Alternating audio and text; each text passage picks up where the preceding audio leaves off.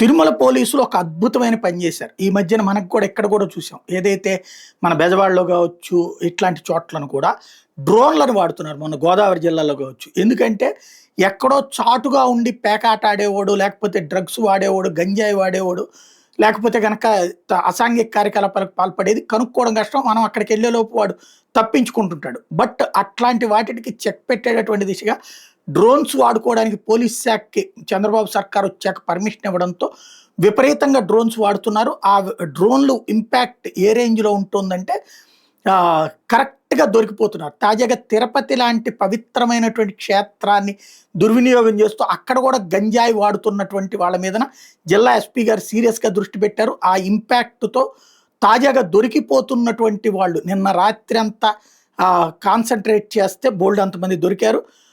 ఇప్పుడు ఆ విషయం సంచలనం సృష్టిస్తున్నటువంటిది.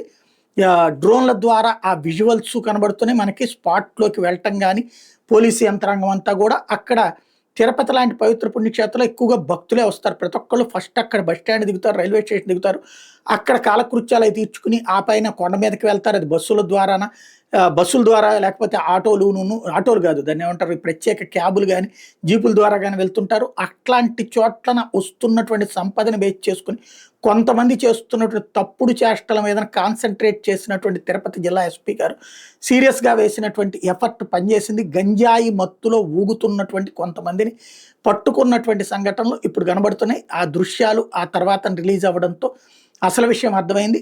రాష్ట్ర వ్యాప్తంగా కూడా ఇట్లాంటి యాక్టివిటీని సీరియస్గా చేసుకుంటూ వెళ్తున్నారు. పోలీసులు సిన్సియర్గా చేస్తున్నటువంటి ఎఫర్ట్ విషయంలో హర్షించాలి.